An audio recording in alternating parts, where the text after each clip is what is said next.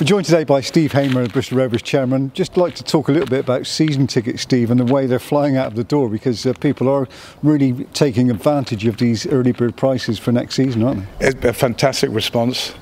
We've sold over 1,400 tickets so far. The cut-off date is April the 22nd. Last season we sold 3,500 in total.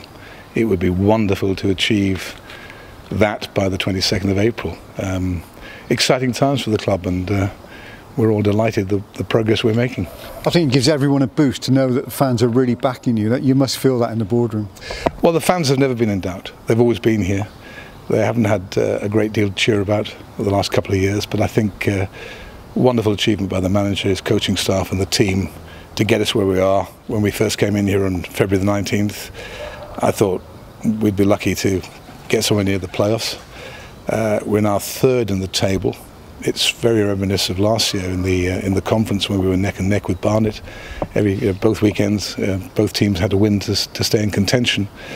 And now we're in control of our own destiny. I think I've said it before. We can see the landing lights. They're lit up. Our undercarriage is down. It's up to the team and the manager now to make sure we land. And the fans, of course, they have an important part to play, huge part to play. Vital, and they've been tremendous. I think we had the entire Al-Qadi family here last Saturday, and they were very moved and very touched by the reception they got. The renditions of Goodnight Irene are absolutely special. It's probably been played in Jordan as we speak. So, yeah, it really is very, very encouraging, very exciting. So, yeah, I mean, we've talked of next season and season ticket sales, Steve, but 3 more very important home games to come, and already over 7,000 tickets sold for each one of those. Absolutely, and if our fans don't want to miss out, just make sure you come along and you buy your tickets, whatever game you want to do, because they will be sellouts, and hopefully. You know, the last game in May the 7th against Dagenham could be something that we could be celebrating, and you want to be here. You want to be here to do that. Could be a really special time, but fans need reminding perhaps they cannot buy tickets on the day of any of those games. No, that is correct, because obviously we are restricted with our capacity, and the last thing we want is people walking up and being disappointed because the gates are shut. That doesn't do anybody any good. It doesn't do them any good, because they're going to miss a special occasion. It doesn't do the local police force any good, because they've got people outside who are missing the game and obviously collecting themselves on the Filton Road. So yeah, look, take some advice. If you want to come, we'd love to have you on board watching us, but buy your tickets early and make sure you've got a ticket to come to the game. That's tickets and season tickets. How's the honeymoon period? It's 6 weeks in. Is it still a honeymoon period? Well, it's been very interesting. I think probably I've said it. You know, every day is a bit like a magical mystery tour. You just wait for the bus driver to turn up and take you on the trip.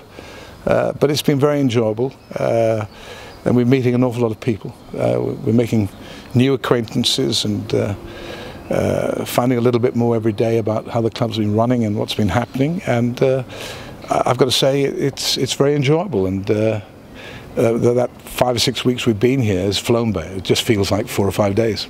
And the family, the Al-Qadi family, seem to have really bought into what the club is about, don't they? They really have, and the reception they received, as I said last Saturday for the game against Crawley, was really heartfelt, and I was really pleased, and I think it's good for the club, and I just hope now we can deliver what the fans really want, because they are they're our shareholders.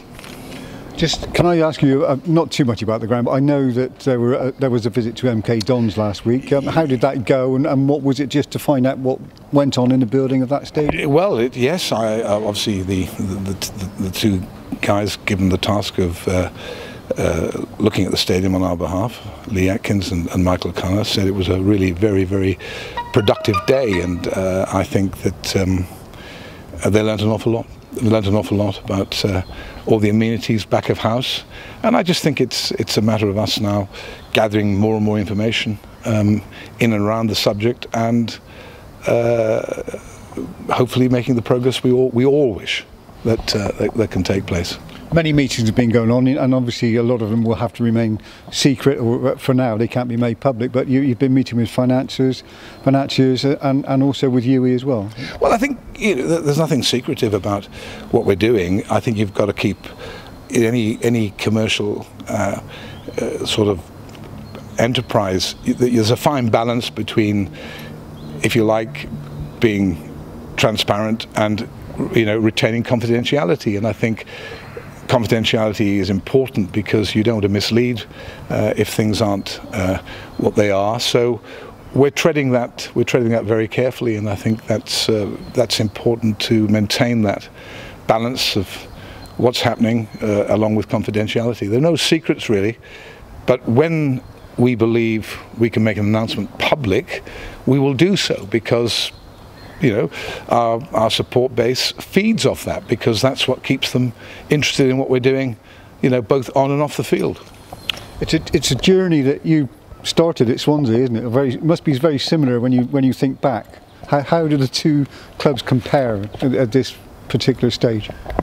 It is a very similar journey, and I think I've said it that Swansea has a pretty big rugby base following. So we were all, if you like, at the time, the second-class citizens when it came to sporting allegiance. I think in this city, certainly in this part of North Bristol, there's only one entity and identity, and that's the Bristol Rovers Football Club. So those are the two real differences between former and present. You really do feel you're in a footballing community here, rather than further west where the allegiances were split. But can you see that Rovers making the progress that Swansea eventually did? I think many years ago that would have been a question, not possible. But if you just have to look at what Bournemouth have done, they were in administration 8 years ago, and you could look at where Swansea came. It really is now possible if you get the right kind of back of house support. You've got the right manager who understands what's required to get you through the divisions. I think it really is. Whereas before it was a closed shop, you couldn't have dreamt about it. But I think Bournemouth, more than anybody else, have illustrated that it is achievable, and that's incredible. Really is incredible, and what a season they've had. And down to everyone pulling together, I guess, not just on the pitch, off the pitch as well. I think it's important I think it's important. If you look at Brian Clough used to have a great old saying, we go as a team, we play as a team. And I think anybody who's associated with the football club, whether it be on the field of play, whether it be from the tea lady who makes a great cup of tea, we are a team, and you've got to make sure that everybody at the football club feels they're part of that team. And that's the way to go forward.